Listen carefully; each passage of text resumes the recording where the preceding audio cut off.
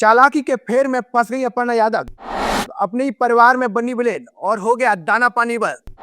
अखिलेश यादव ने उड़ाया मजाक तो सपाइयों ने बोला जमकर हमला। अब बीजेपी आलाकमान ने भी लगाई जमकर फटकार। अपर्णा यादव पर होने जा रहा है अब तक का सबसे बड़ा एक्शन। दोस्तों, उत्तर प्रदेश की सियासत में एक पुरानी कहावत इन दिनों फिर से चर्चा में है।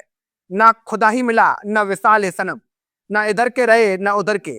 और ये कहावत इस वक्त बीजेपी की राज्य महिला आयोग की उपाध्यक्ष अपर्णा यादव पर सटीक बैठी नजर आती है। दोस्तों, राजनीति में अक्सर जल्दबाजी और अति उत्साह ऐसे कदम उठवा देते हैं जिनका नतीजा उल्टा पड़ जाता है, और अपर्णा यादव के हालिया घटनाक्रम ने इसी सच को उजागर कर दिया है। दरअसल दोस्तों, अपर्णा यादव ने पार्टी को खुश करने के इरादे से एक ऐसा कदम उठा लिया जिसने उन्हें ही कटघरे में खड़ा कर दिया।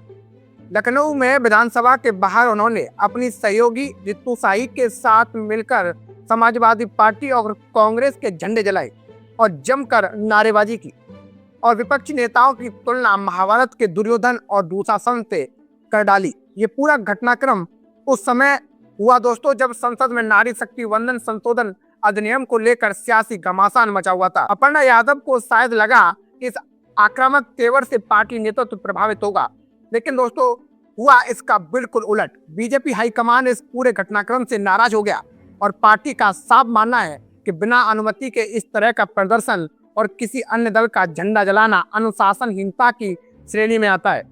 और यही कारण है कि अपर्णा यादव और रितु साही से लिखित जवाब तलब करने की तैयारी कर रही है।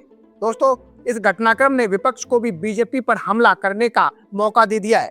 समाजवादी पार्टी के अध्यक्ष अखिलेश यादव ने तंज कसते हुए कहा है कि उत्तर प्रदेश में 12 करोड़ महिलाएं हैं, लेकिन बीजेपी क्या 12 महिलाओं का समर्थन भी नहीं जुटा पाई। दोस्तों, अखिलेश यादव का ये बयान सीधे तौर पर उस प्रदर्शन पर सवाल उठाता है जिसमें गिनी चुनी महिलाएं ही नजर आई थी। यही नहीं दोस्तों, ये मामला अब निजी और पारिवारिक दायरे में भी पहुंच गया है। अखिलेश यादव की बेटी अदिति यादव ने खुलकर अपनी चाची अपर्णा यादव के खिलाफ मोर्चा खोल दिया है और प्रशासन से कार्रवाई की मांग कर डाली है। समाजवादी पार्टी के कार्यकर्ता भी इस मुद्दे को लेकर सड़कों पर उतर आए हैं और लखनऊ में एफआईआर दर्ज कराने तक पहुंच गए। यानी जिस कदम से अपर्णा यादव अपनी राजनीतिक पकड़ मजबूत करना चाहती थी, वही उनके लिए परेशानी का कारण बन गया। मुलायम सिंह यादव के परिवार में भी इस घटना के बाद अपर्णा यादव की स्थिति बेहद कमजोर होती दिख रही है। पहले ही वो परिवार एक हिस्से से दूरी बना चुकी थी। दोस्तों, अब घटनाक्रम उन्हें अलग थलग कर रहा है और राजनीति में परिवार और पार्टी दोनों का संतुलन बनाए रखना आसान नहीं होता। और दोस्तों, अपर्णा यादव का ये कदम इसी संतुलन की मिसाल बन गया है। दोस्तों, अब बात करें रितु साही की, तो उनका नाम भी इस विवाद में बराबर चर्चा में है। रितु साही उत्तर प्रदेश के चर्चित एनकाउंटर स्पेशलिस्ट डीके साही की पत्नी है। पहले से ही उनके खिलाफ पार्टी नेतृत्व तक शिकायतें पहुंच चुकी थी।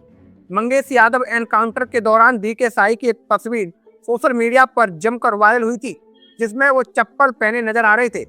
इस पर भी दोस्तों ध्यान देना, इस पर भी अखिलेश यादव ने जमकर तंज कसा था। ऐसे में पार्टी के भीतर ये भी चर्चा है कि कहीं ये पूरा प्रदर्शन निजी खुन्नस का नतीजा तो नहीं था।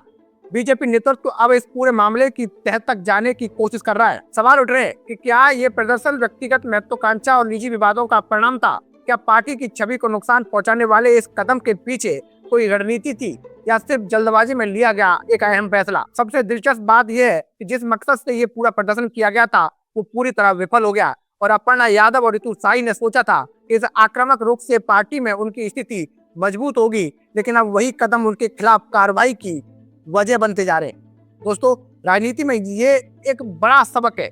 हर कदम सोच समझ कर और पार्टी लाइन के अनुसार ही उठाना चाहिए, वरना परिणाम उल्टे भी हो सकते हैं। दोस्तों, अंततः ये पूरा मामला एक बार फिर उसी कहावत को सच साबित करता है। वो तो कहते हैं कि आए थे हरिभजन को ओटर लगे कपास, यानी जो हासिल करने निकले थे वो तो मिला नहीं, उल्टा जो था वो भी खतरे में पड़ गया। दोस्तों, अब देखना होगा कि बीजेपी इस मामले में क्या फैसला लेती है और अपर्णा यादव की सियासी राह आगे किस दिशा में जाती है। तो दोस्तों, मैं था आपका अपना मुकेश उपाध्याय। अगर आपको हमारी जानकारी अच्छी लगी हो, कमेंट बॉक्स में जरूर बताइएगा। जय हिंद, जय भारत।